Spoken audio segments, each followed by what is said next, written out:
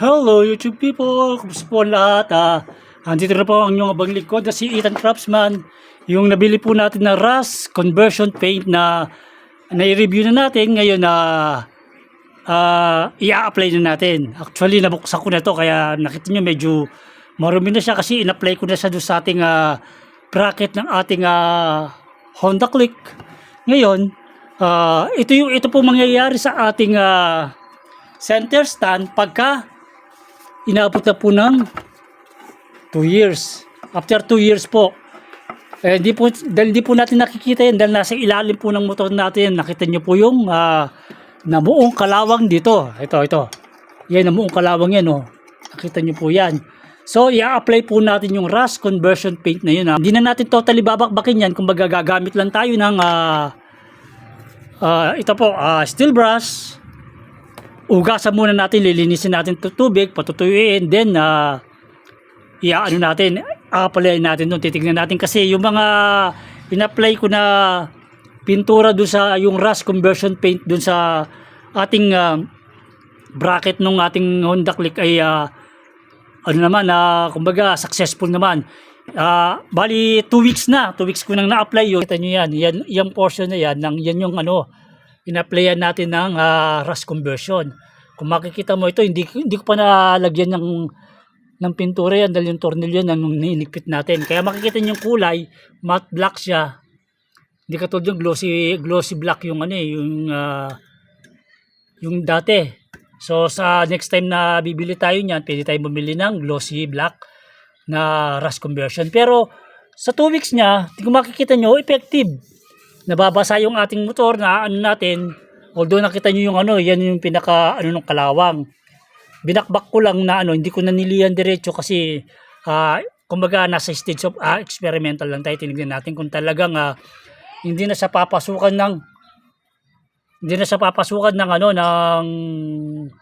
ng rust. Kaya yan ang natin, kung makikita nyo yan na-apply na natin yan. Pati itong sa stand na to, makikita nyo may mga kalawang dito yan. So, inano na natin yan. Kumbaga, pinit na natin yan. 2 weeks na. Hanggang ngayon, still okay pa rin. Kaya yung center stand, yung naisipan ko na i-apply natin na na pipinturahan natin. Ngayon, tanggal na natin yung mga ibang kalawang na nag-build. Di na natin totally tinanggal yung mga pintura niya. Kasi ilalim naman yan, importante dyan yung papapatungan natin na itong ganitong rust conversion paint pero kailangan abang na natin to kasi isasabit natin yan sa may sampayan para matuyo. Lalagyan natin siya ng alambre rito. Napaka-importante itong alambre nito kasi ito yung magmimistulang handle pagka isasabit natin siya. So, ganyan yan. Ngayon, ito sa paint naman natin, kung makikita nyo itong paint natin, nabuksan na to dahil pinaplay ko na nga doon sa So, napaka-safety. Kahit na nagamit na natin siya, pwede pang gamitin uli kasi meron siyang takip na maganda na natatakpan natin siya ng gusto. Kukuha tayo pansiklat para mabuksan natin sa gilid dyan. Kasi pagka masisira yung guantes natin. So, nakita nyo yung pintura. Yan yung pa yung laman niya. So, kukuha tayo ng kahit ano lang na pwede natin paghaluan. Kailangan ihalo natin ng ng maayos. Nakikita nyo sa camera. Ngayon ang gagawin natin dyan. Haluin natin maigi para maganda yung yung mixture niya. Yung wala siyang buo-buong lilitaw. Tingnan nyo kahit na nagamit na natin sa hindi pa rin siya tumigas after 2 weeks. 2 weeks na natin na-apply na natin doon sa hindi siya tumigas kasi meron siyang protected siya doon sa takip niya. So okay na siguro muna yung pagkahalo natin. So ito pa rin yung brush. Ito yung brush na ginamit ko. Pagkatapos nyo gamitin, hugasan nyo lang siya ng gasoline para magamit nyo uli. Hindi siya titigas. So try natin i-apply. Yan kung makikita nyo may may pagka-gray. Yan yung ganyan ang apply natin ng pintura. Dahan-dahan lang para hindi pumapatak. Kasi ang target ko rito, patutuyin ko ng gusto to. Sabay, ang gagawin natin dito, bali, tatlong patong. Kumbaga, tatlong apply, tatlong coat na tinatawag nila. Para lalo mas matibay yung kapit ng pintura natin. Tatlong kapit yan. Gagawin natin tatlong apply. Patutuyin muna natin, sabay din apply uli natin. Kasi ang mahal natin binili yung ating motor, at the same time pagka hindi natin kasi naalagaan to, bibili uli tayo ng center stand. Napaka-importante pa naman ng center stand sa motor. Kasi ito yung kumbaga pagka stand natin siya, si experience ko doon sa mga lumang motor ko, ang nangyari ay yung sa Kawasaki 175, nasira yung center stand ko ng ganito dahil napabayaan. Ang hirap maghanap ng ng replace, ng i-replace mo, tapos hindi ka pa makakakuha ng masasabi natin na kapareho ng talagang original, na talagang kung paano yung niya, yung talagang original, yung pagkabakal niya matibay, ganun ang Ngayon pagka sinabit natin yan, ma-apply natin ng maayos yung mga pintura pa sa iba. So ganyan lang yan. Just after nyan, patutuyuin natin, then apply bali tatlong coat to. Tatlong coat tong gagawin natin na ganito. Para siguradong kapit na kapit yung ating ating pintura. Kasi ito rust proof, kumbaga primer tsaka finishing ay magkakasama na rito. At saka pag-apply pala pagkadating sa brush na ginagamit natin, di ba? Kumbaga yung stroke, kung paano mo in-apply, diretso. Para yung, di ba, may mga guhit na lumilitaw pagka binabrush natin yung pinipinturahan natin. Ang pagka-apply mo ng pagpintura ay puro diretso, yung isang parang linear, magandang tignan kahit na brush lang ang ginamit natin. Siyempre wala pa, mas magaganda talaga pagka spray, kaya lang yung mga ganitong klaseng pintura dahil talagang parang ang application niya ay mas brush. So ganun ang gagawin natin. So ganyan ang natin, isasabit natin yun, then pipinturahan natin. After that, bago ko ilalagay yan, papakita ko sa inyo kung ano yung natuyo na. Then next naman, makikita natin, papakita ko sa inyo kung paano ibalik dun sa motor. So stay tuned lang. Hello, ito na naman, napatayo na ngayon natin. Bali ang pagkapatong natin ngayon dyan ay 3 coating na. Konting tuyo na lang niya na pwede na natin i-assemble yan. So as you can see, yan. Yung loob dun hindi ko na pinadaanan ng brush dyan kasi lalagyan natin ng langis yan. Para pagpasok ng axle ay hindi siya mahihirapan. So okay na yung okay na yung pagkapintura kahit brush lang. Nakalitaw yung guhit ng brush, pero okay lang kasi ang importante lang dyan yung hindi siya kinakalawang. Kasi alam mo naman ang sakit ng bakal ay kalawang. Once na kinalawang na yan, hihina na. Dahil ginamitan ngayon natin ng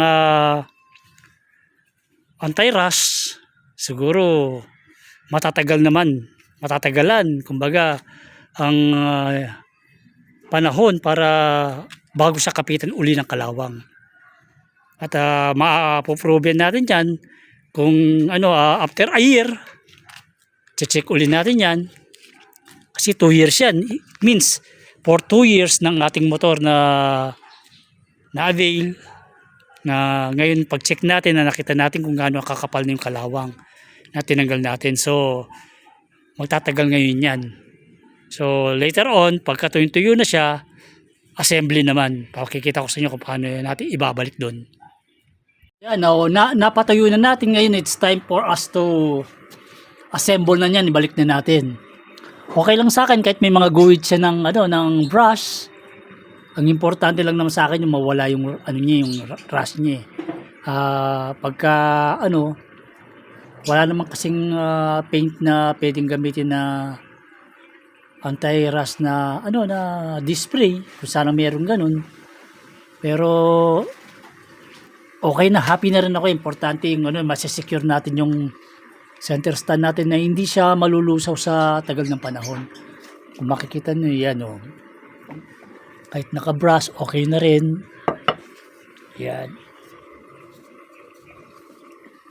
Okay naman ang pagka-perform natin na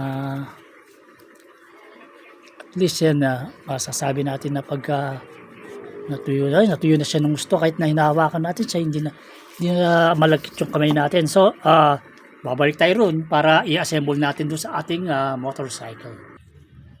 So, ayan, ito yung sinasabi kong niya na lalagyan natin ng ng grasa to, kasi kung titignan nyo rito, kung pagka pinasok natin dito, medyo siya, masikip, masikip siya, yun mo. Kaya gagawin natin dito, pababaunan natin ng grasa. Pababaunan natin siya ng grasa para sure na na may lubricant siya sa loob.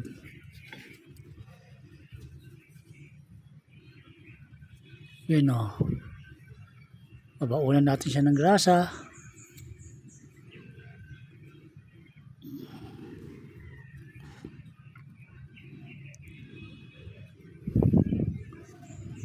Maraming grasa yan, na maganda. Para yung play niya, hindi siya gagasgas ng gusto dun sa, ito na yun, binaunan natin ngayon. Natin para kumalat dun sa loob, yan, Yeah, isa, yan, Ngayon, itutulak natin ng konti yan, konti itong sa loob para pagka pwede niyang itulak niya yan. Then nilalagay na natin, i-assemble na natin dun. Position yan ito, yan, tatama yun dito, yan dito. Ngayon, ito ang position natin na ganyan. Yan. Tingnan natin kung ano siya dun. Ngayon, itong pin na to at saka itong washer, yun ang ipapasok na iaano natin dun. Kasi may lock yun, ito ilalak natin dun yun. So ilalagay na natin to. Dito. Hindi ko lang alam kung possible na makikita nyo, iaano natin. Yan, para makita nyo yung yung mismong natin ito, paglalagay nating washer nandito, papasok doon, nakita nyo yan. Tapos ito, yung pinito ipapasok ngayon to dito sa may butas yan yan yung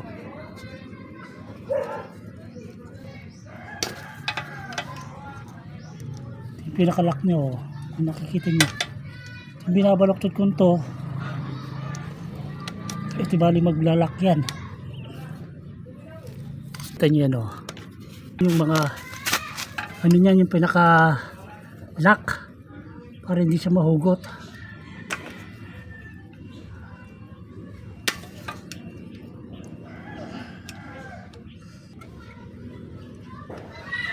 Hindi na siya matatanggal. Yun naman purpose niyan So nakita niyo na, naipasok na natin yan. Then yung paglalagay ngayon ng spring. Now ilalagay na natin spring, pero pwede na natin siyang center stand na ganito. So pag nakaganyan yan pwede na natin ilagay yung spring niyan. Linis niya tsaka yan this yung wala ng kalawang. So ito yung nasa taas, ito yung nasa baba. Ganyan ang niyan ang orientation niyan. Doon sa may gatla rito, ayun na nasa taas. May release.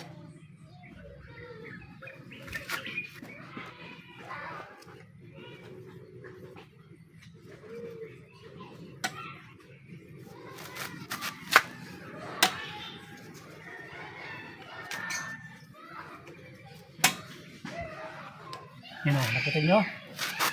So, nakita nyo, naipasok na natin. At tinanggalin natin ito ngayon. Ayan na. Ayun!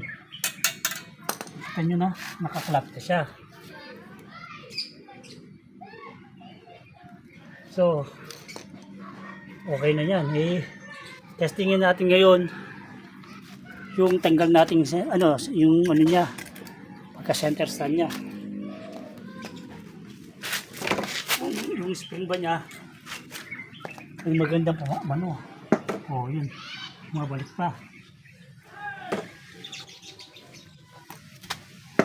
Yan o. Nakikita nyo.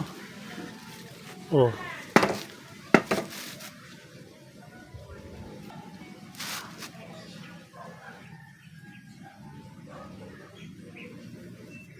Yan o.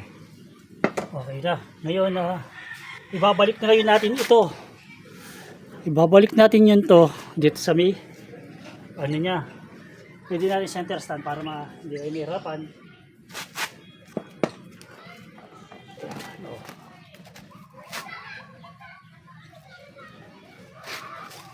Kung di mo tatanggalin to, nakaharing yung cable. Gas cable. Ito ang pag-DIY. Tignan mo. Ngayon, hindi na tayo ganong kinakabahan sa ating center stand na malulusaw siya. Lalo't panay pa naman ng ulan. Tapos yung mga dinadaanan natin, may basa, may putik. Dahil dito sa lugar namin talagang marami pang hindi sementadong kalye. Kaya mostly, yung putik pumupunta talaga sa center stand. So ngayon, dahil nagawa na natin ng ganyan, safety na yung ating center stand. So I hope nag-enjoy kayo at the same time may natutunan kayo sa pag-DIY natin kung paano kalasin at paano ibalik at paano pinturahan. Na yung mga bagay na ganyan na simple lang pero marami tayong natututunan na napakaganda lalo nung kung sarili natin yung ating sasakyan, tayo nagre-repair para kung ano man ang mangyari at least alam natin na kampante tayo dun sa paggawa natin kasi pag sarili natin ginagawa natin siguradong aayusin natin, alam mo yun. Kaya kung bago lang kayo sa ating channel at bago lang kayo sa ating mga video, don't forget to like, share, comment, and subscribe to Ethan Craftsman. Enjoy, keep safe, and God bless.